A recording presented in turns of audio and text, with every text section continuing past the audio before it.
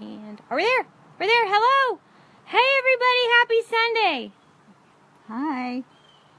Hi, Kathy. Hop. You told Michelle that you saw me on here, and for her to tell me. So Mom's giving her a shout out. We love you, Kathy. We love you, Meg. We love all of our friends from Ohio. Yes. Okay, so we're what's on the Lord's heart is to talk about being trained in adversity today. Yes. And I'm getting trained right now because Mom and I just did a video. Some of you saw it live. 8 minutes worth of preaching. It was good too. And I had to do it over because an alarm went off on my phone and then the sound gave out. So you guys were just seeing my lips move and you couldn't hear me. Okay. So, but you want to know the greatest things about being trained in adversity? I'm going to tell you right now, Mom, is you just don't give up. That's right. I just got right back on here. We're going to do a do-over. That's great. So there's no failures in God. We learn from our failures. Failures are one of the greatest trainers. I'm going to give you an example. So, I love ribs, made ribs, amazing ribs. I was looking forward to them coming home. I smelled them. I opened the oven and I tasted them. Fall off the bone pork ribs.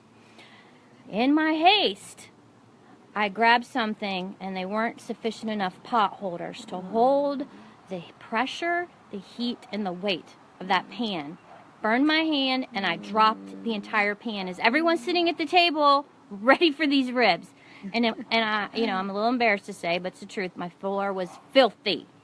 You can't eat nothing off my floor. And, you might get all kinds of diseases. You can't do that at my house, okay? So I couldn't just slap them back on a plate. Done. It was a disaster. Epic disaster, right? Well, thing is, Mom, look up. You gotta look up. They gotta see your beautiful face. You gotta look there. The epic disaster got a turnaround. I redid it. I made them yesterday. They were delicious. We enjoyed them. It was great. But you know what? I guarantee you, I will never grab something out of that oven without double pot holders. Right. Because I learned. Mm-hmm. And just I climbed that tree in Maui, and I had the greatest time until I fell and tore tendons in my... But, that doesn't mean I'm never going to climb a tree again. But I'm going to learn from my mistake, and I'm going to be careful on my dismount. Just like it doesn't mean I'm never going to make ribs again. Hello. Yes. Or cook, right? Right. So we learn. But I want to tell you about the power of being trained in adversity. I want to talk about Joseph again. Mm-hmm. He went from trauma to triumph, and it's such a great example. Yes. One of the biggest things that we learn is that none of us, just like those ribs, none of us were designed to carry the pressure and weight of the call that God has on our life. It's very true. Okay? Only God can fit us for that. Yes. We can't wear anyone else's armor, anyone else's mantle. Nope. It doesn't work that way. Mm-mm. And so Joseph was being trained for his position. Yes. And you want to know something, Mom? When we think we're going to do great things for God, we better watch out.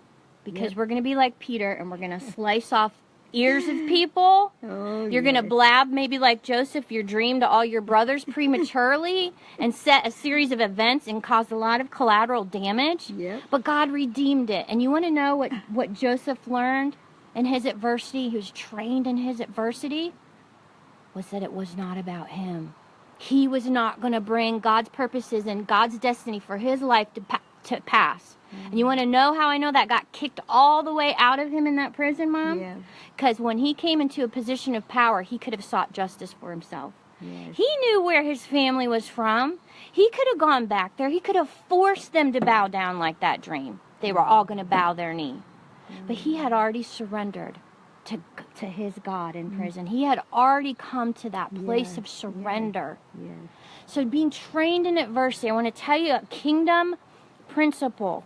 I'm going to tell you where your position of power is. Mom, our position of power is on our knees. I agree. And I think the Lord wants to tell us we need to spend more time on our knees. It's good for our knees. I don't know about that, but it's definitely good for your spirit. Yes. And so you're being trained Yep. in adversity to get to the place of surrender, to know it's not about you. It's not that you're going to do great things for God. It's that God is going to do great things through you. That's a Yep. huge paradigm shift. Yes, it is. So I'm Yes, going it to is. actually demonstrate this. Yes. Michelle is not great and Michelle's not strong when the spotlight is on her and she's standing up and she's giving a message. I'm going to tell you where my position of power is. It's right here. It's right here. On my knees. On my knees. Before God. Humility. Humility. He's trained me in adversity. Because I want you to know something. You can have all power. You can be trained for prophecy. You can go to every spiritual school and learn how to prophesy. Be a faith preacher. But if you don't have love, God says it's nothing. So what we're really being trained in is holy love, to become like Him. To have a heart like God. And that's what really happened for Joseph. He had a heart like God. He did. His brothers, I believe, they got saved. Those brothers got saved because they saw God through their brother. Remember, he didn't weep because of them. He wept for them. He showed them what humility looks like, and love and forgiveness looks like. You know, you might be the only church someone ever sees. You might be the only Jesus someone ever sees. We're living epistles, and our life is a story that all heaven will tell. My position of power is on my knees before my God. That's your position of power. Then you know that it's by Him, from Him, for Him, and through Him are all things. It's not about us. It's about surrender. It's the beauty of brokenness. Humble heart, broken self. I lay my will upon your shelf. Wanting, longing to be filled with your spirit, God, with your will. Take away the things that bind as your word renews my mind.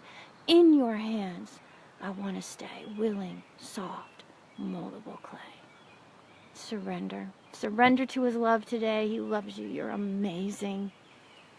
Love someone well. You're going to change the world. Start by receiving His love. Shalom.